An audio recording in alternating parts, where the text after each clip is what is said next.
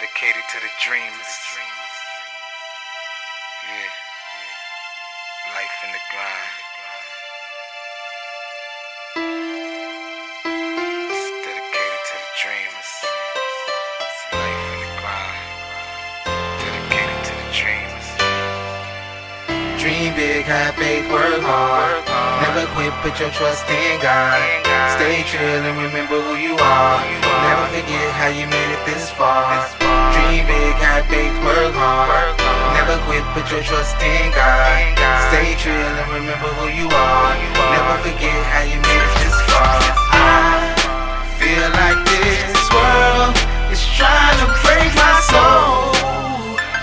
I say no, I say no, I say no, you can't take it now. Come a long way, but still so far to go. Yeah, I know I can make it. I guess they forgot about me. What's going down, everybody? Final episode. Welcome to the Root of It All show, part 3 of this great interview with my son. I'm not going to say his whole full name anymore. I did it the first 2 episodes, so he's not in trouble. My son, Tarale Murry, coming for the final episode of this interview, where we've been talking about how, he's battled through relationships. You can see that in episode 1. There's been some life lessons learned that he talked about in his college journey in episode 2. So you can click on those links below to get you caught up to speed. Here, we are finalizing this a son unlike his father. And the reason why I think this title is fitting is because this young man has defied all odds. He's exceeded expectations, in my opinion, because, the person who I was at his age, he far superseded that individual. One, dealing with the faith. I didn't become, a part of my faith till I was like 25 years old. This young man embraced his faith as a teenager. Also, too, being able to go and really stay on the course, getting his degrees, his bachelor's and master's, and right now he's pursuing his PhD, where his pops don't have a degree because he was too busy worried about chasing a professional career in basketball, and just never went back to school. And so I don't say that to have a sad story. Things are the way they are. We make choices and we have to live with those choices. But here we're just being able to come and, in my way, celebrate my son for the great job that he continues to do, because he is a testimony and inspiration to many. The people who was a part of his network now, good gracious, he has some good company that is in his circle. So what we're going to do is piggyback off of how we ended in episode 2, where we talked about his journey at A&M. Before he actually went to Michigan, he took a little break, didn't you, boy? No, yes, sir. I honestly, my journey has literally been seeking counsel, right? And just following instructions, like literally.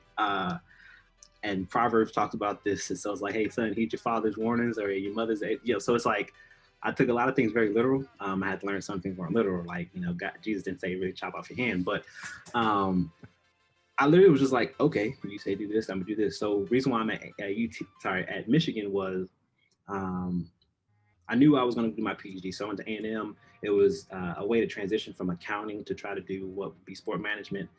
Currently, I'm in educational studies. What that was literally my advisor at UT saying, one, Texas A&M has an advisor who I think you'd work great with. Apply there. Okay, applied there. Got accepted. My advisor, Dr. John Singer at Texas A&M, was like, there's a faculty member in Michigan who I think you work well with. And then for me, it's like, I know my faculty mentor at Texas. So I applied to Texas and Michigan. Gratefully, was accepted to both. And I literally was like, well, what should I do? My advisor at UT was like, go to Michigan. I said, okay. And the thing with Michigan, the reason why I had to take a break was because I was accepted in 2018 or for the 2018 enrollment. But the advisor wanted to be able to, my former advisor wanted to be able to focus on me, and had a lot of responsibilities because they're kind of big time here in Michigan.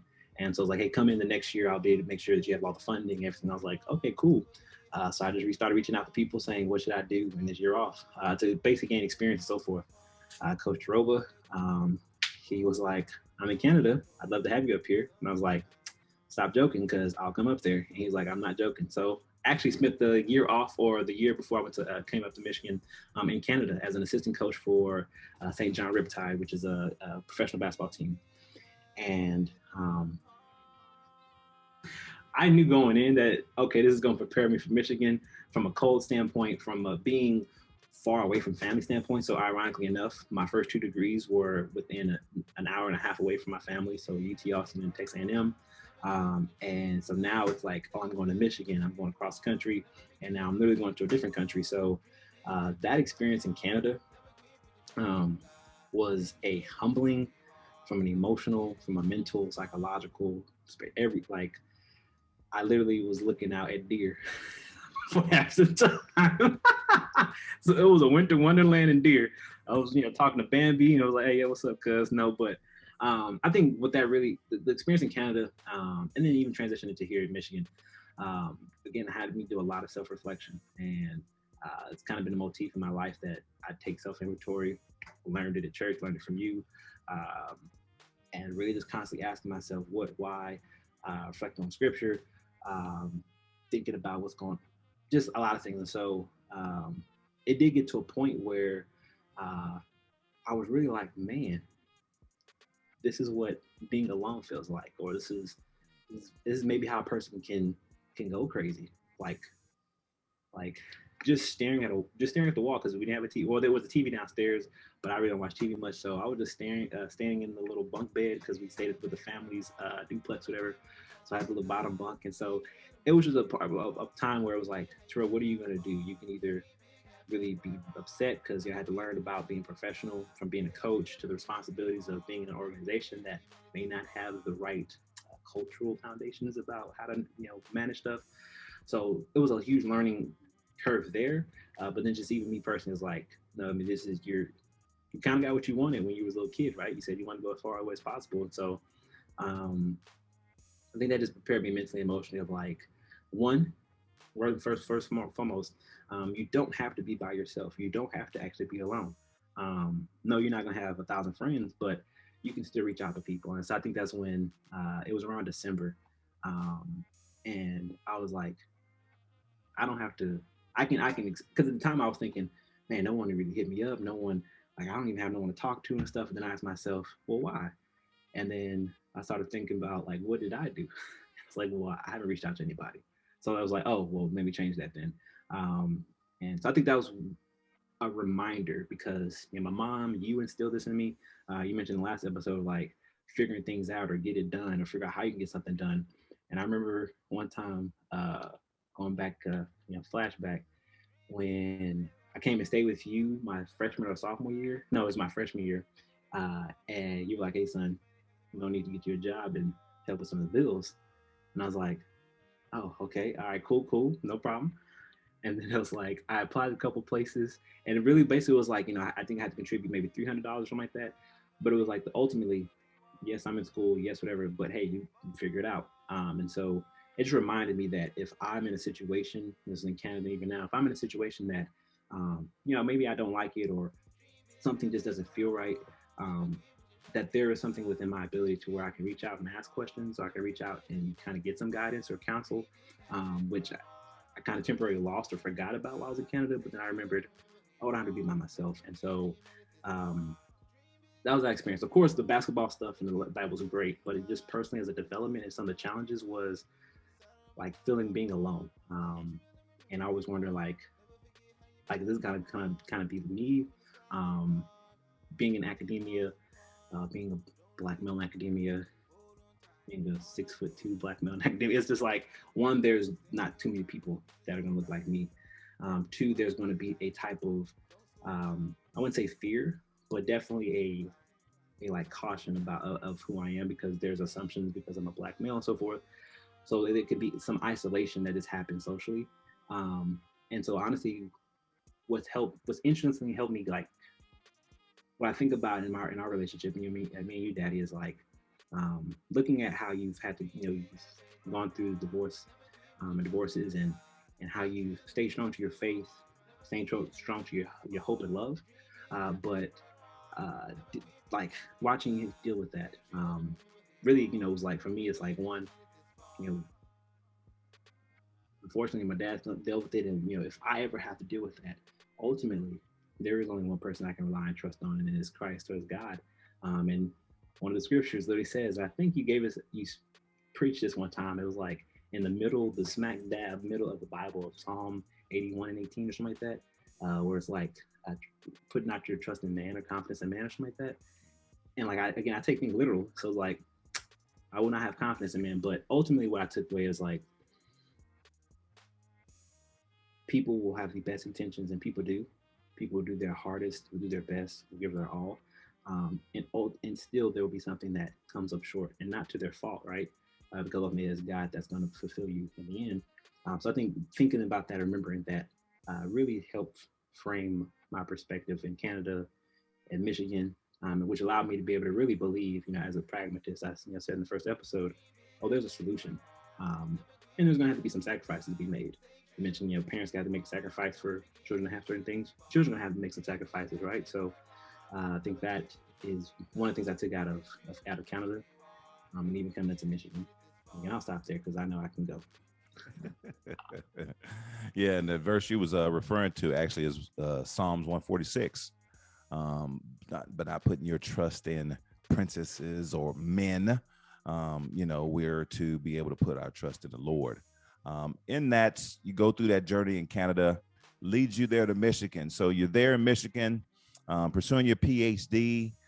Talk to us about what things look like, having to deal with the challenges of COVID for a year and some change, how that state was, because of course here in Texas, totally different than things were at Michigan. When I'm sitting up here and things are pretty much flowing pretty much to normal here in Texas, y'all still on shutdown. Sharing with me like, yeah, Daddy, we still got to be in the house and can't go nowhere. It's like, what?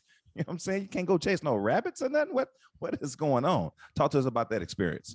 Well, no, it was we ended up chasing rabbits. No, for me, man, and I'm saying this because I constantly think about, how God allowed me to have, my parents, my sets of parents, many families, and be able to observe the things, to remember a lot of the lessons, and because I had very open, you and my mom would share almost any and everything, so it was almost like there was nothing hidden to me, right? And to be able to have that type of relationship, because I know not a lot of parents or children will share stuff like that, so for me to be able to have that type of relationship with you and my mom, was very impactful. And I'm saying all that to say it's like, when COVID happened, for me, there was like, the human, concern and hope that, my family is okay. I hope, yeah, and kind of like, oh, what's going on? But honestly, it was like, stay in the house. All right, cool. I said before we started this episode, I was like, I learned from you, Daddy, as long as I got food in the gym, I'm pretty content. And so the gym shut down. So my roommate, Dr. Jackson, he's actually at Prairie A&M, one of the professors there now. He was big in calisthenics before he came up here. And he's like, oh, let's just go find a park. I was like, all right, bet. So literally our routine was, at least for me, 7 times a week. Him was probably like 4 or 5, but almost every day of the week, we would just go to one of the parks and use the pull-up bars, use the ring dips. So that was like our physical activity. And then for me, it was like, yo, I need to read. I mean, I'm in the PhD program. I don't want to disappoint myself. I'm actually trying to, continue the intellectual brother legacy of some of my really closest friends, Dr. Litz Arue and Kia Burt. So it's like, I'm going to read and do my work. So for me, it was literally work, calisthenics. I had the opportunity for my brother Oceana to come up here and stay with me. Had another opportunity for my other brother named Kari to come up here and stay with me. So for me, and because we're, athletes, athletic and working out, that was what ate up all of COVID, was just exercising, and then me doing my academic work. And so like that was a blessing that didn't have really concerns about COVID. Yeah. And that's kind of how I managed through it. So when people asked me about it, I was like, oh, I'm good.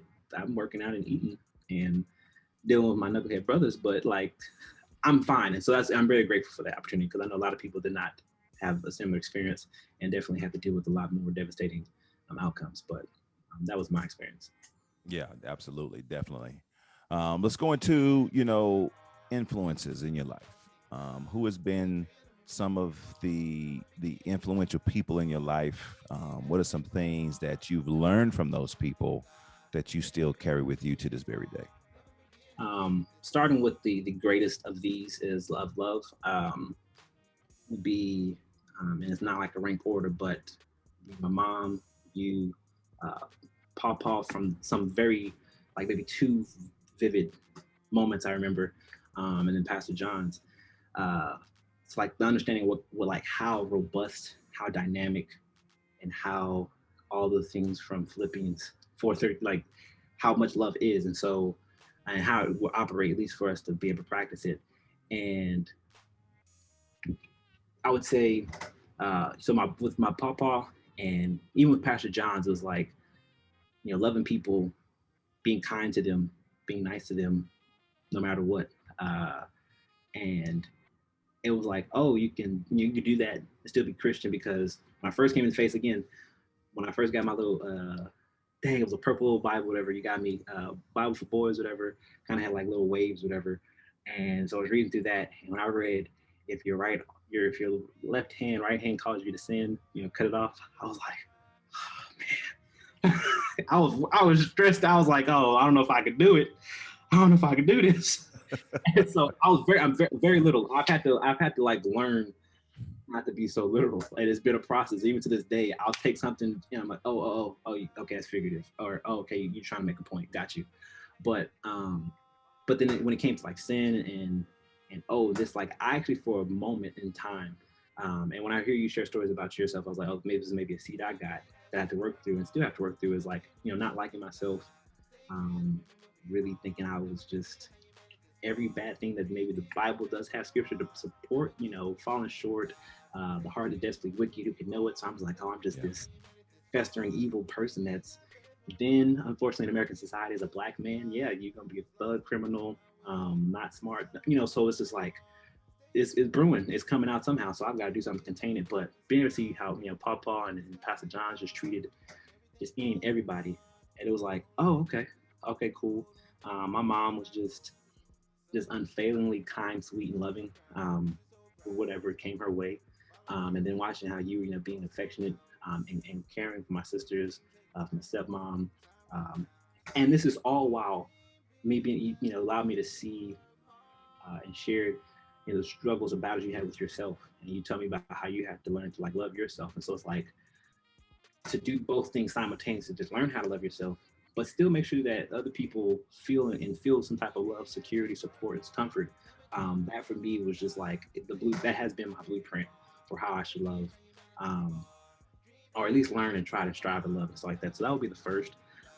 I would say the next like tier would be, my stepdad, stepmom, and then I would say honestly a few of my coaches, Coach Acker, Coach Taroba, Coach Barnes, and some of my teammates who were like, oh, he's a jerk on the court, but just the things that they would say, and I took of like, how do you, and for everybody, like, how do you be a flawed individual, what Delitza would say, but still continue to strive to do better or be your best.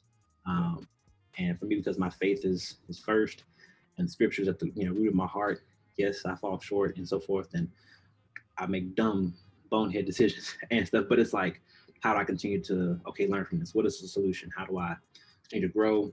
And one of the golden rules I continue to tell myself, which Jesus talks about, is do unto others as you have them do unto you. And it's like, I would like to be loved. I would like to be treated, and listened to. I would like to be heard. I would like to maybe not feel like people are going to judge me and automatically condemn me. So when I interact with people, it's been, I'm not condemning you. Hey, how you feel about that? Or why'd you, so. So my parents, both sets of my parents, pastor, Paw, coaches, and then my homeboys, most recently in the last 4 or 5 years when I moved to A&M, they've been very integral me developing as a scholar first, and really, they're intellectual, brilliant dudes. So they've challenged me on that front. But even with, how do I even love, you know, black men? Like, how do I show like, oh, you're my bro, I love you? How do you have that David and Jonathan like type of like relation? Like, no, I support you, because I'll even say this as well. For the longest time, I'm still dealing with this, like not liking myself, and just not liking people who look like me. So I can be kind, sweet, and gentle with, with women, being affectionate, but it's like I don't trust dudes. I don't trust no man. I don't trust no, whether that stems from just me and you, whatever. But it's like, and that's not the way it should be. I think that's what I saw with Paul, and Pastor was like for the men.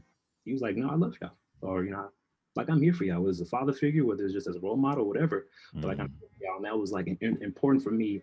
That's probably one of the hurdles I have to still overcome. Is like, I can be a jerk with my brothers, but it's like, oh no, you can love them just like you love your sisters. Like you can, not have to, beat them with a certain way. You can still approach them in a kind and caring way. And so that's my great cloud of witnesses. And then whenever I would think about it, I'd be like, hey God, thank you for surrounding me with a great cloud of witnesses.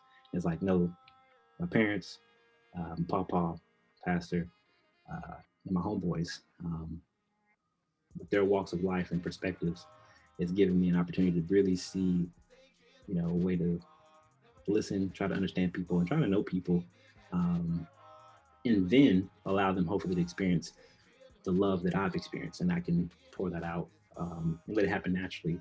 So they'll be like, oh, you know what, Terrell, you're a cool dude. Like you're different. So. All right. 3 things you would tell your younger self.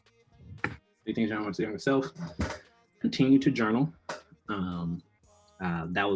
That's been a great thing for me to do. Something that I can fall back on. But yeah, continue to journal. Like journal.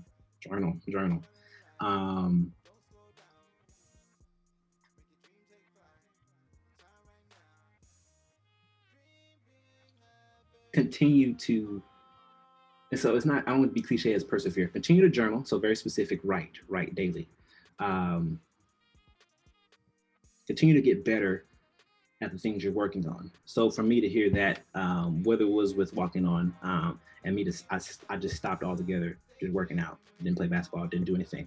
Now, if I could have still allocated maybe an hour a day or still done a little bit of something there. And then also connect and act. So that's 2 things in one. So connect with people and then act on that connection, whatever it is. And I'm learning now, which I had to learn this past year, and be the last thing right before we go, is again, the motif is I have siloed myself because I was so focused on a goal. I blocked everything and everyone out and just got to work. I'm gonna read all these books.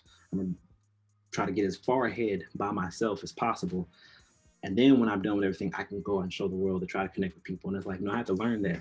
Now you can just talk to somebody, connect with a faculty member, connect with someone, because there's someone's out there who literally wants to either help you specifically or be able to help someone, and has a lot of resources or a lot of ideas to be able to help someone.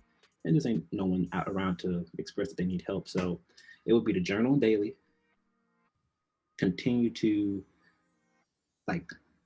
work on something that you feel passionate about or that you really enjoy, and then connect and act. Like,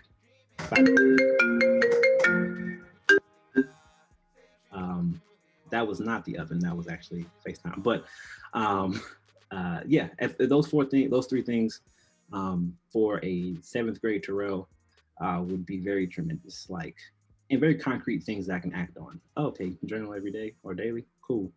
I knew I was working out, I knew I was doing certain things, but I would get discouraged and be like, man, this ain't gonna work, this ain't gonna do nothing.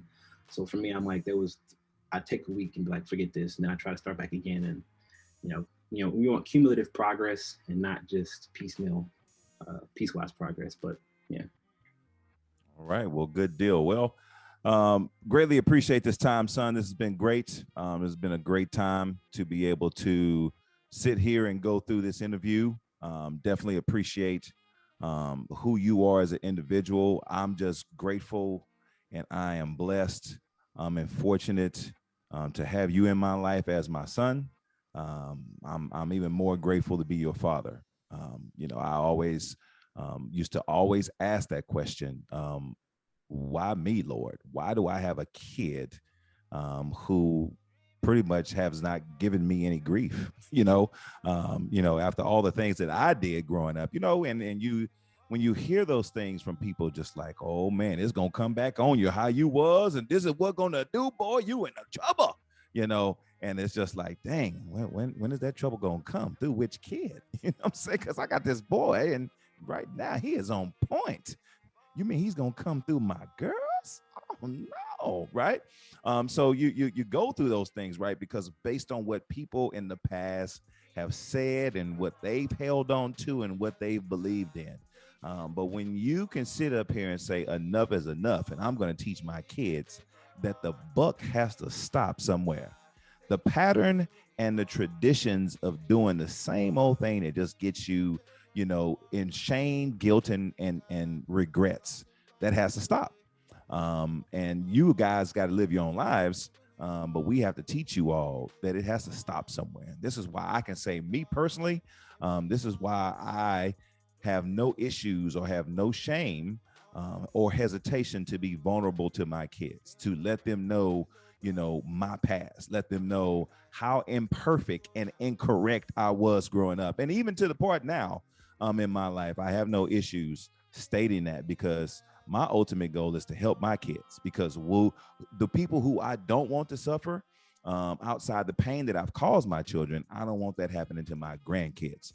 And so if I can, encourage my kids in some way to look at things, make things right, look at my life story and learn from it and not make those same mistakes, then it's a win-win situation. So greatly appreciate that.